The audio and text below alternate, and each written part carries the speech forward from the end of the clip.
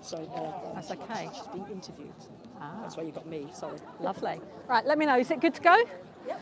Hi. Yeah, sorry. Okay. The birthday girl. Right, okay. Hello, everyone. My name is Sarah. I'm here, and it's going to sound a bit weird, but I'm here to talk about science fiction fandom and fan fiction. I don't know if you've ever heard of fan fiction, but you know, people of us who like science fiction TV and films and books and things like that. Well, for decades, we've been writing fan fiction. It's where people who are not professional writers, we write stories about these TV programs and about the characters that we love. So there are different ways. Now, the people who write this are not professional writers. They are homemakers, they're bus drivers, they are librarians, they are the normal standard people who don't get paid for it. Now, the reason why when I first started reading fan fiction in the 1990s, it was magazines advertised in the back of fan club magazines and things like that. So now the thing is, a lot of these fan fiction writers have had to be anonymous. This was particularly important in the 1980s and 1990s. Who here is old enough to remember Section 28? A lot of us. So that was prohibited.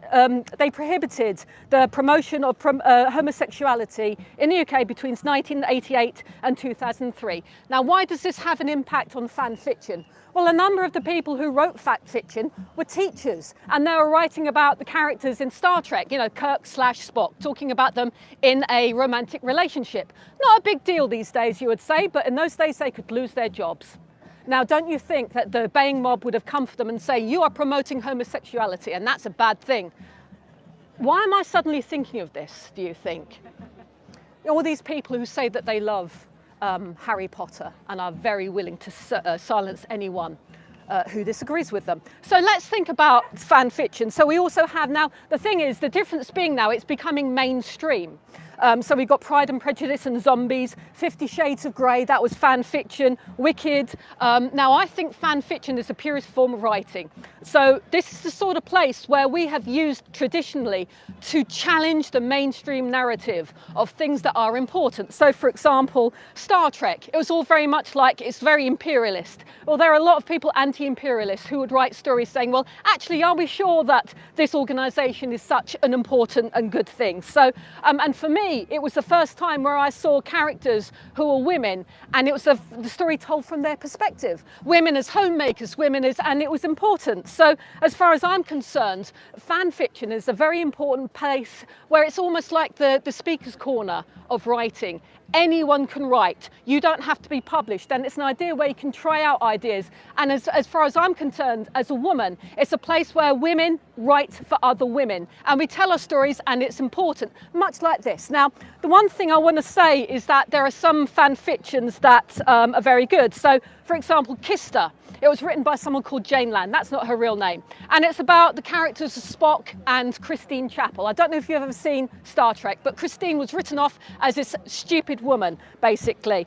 And the way it was described, Kista is an attempt to rescue one of Star Trek's female characters from an artificially imposed case of foolishness.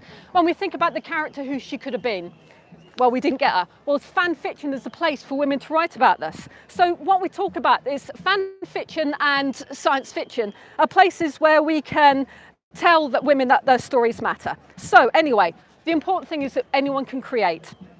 What kind of environment did this lead to? Well, it led to a place where people can discuss ideas, have a diversity of opinions, and that was brilliant when we went to conventions. But what's happening in conventions now? Well, it's not. We have this ideology where there's only one way of experiencing a fandom, and you go to a convention and it's single-sex spaces. We don't have them anymore. Well, who gets to speak? Well, when I look at feminist fiction, I used to be able to look for feminist fiction. What do I get now? I did a search for it on Archive of Our Own, and what are the things I found? Feminist, oral sex, or a lot of, basically it's women being put in their place. There was nowhere where I could find a woman-centric story. So now, how has this led to, what are the impact?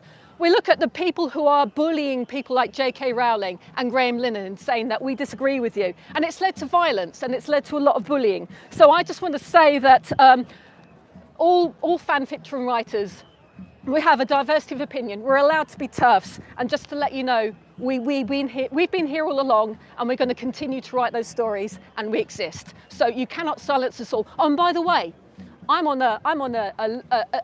all of us, I think we're all, those of us on Twitter, we've been put on a numbered list. And I just want to say, I don't care. I am not a number. Thank you.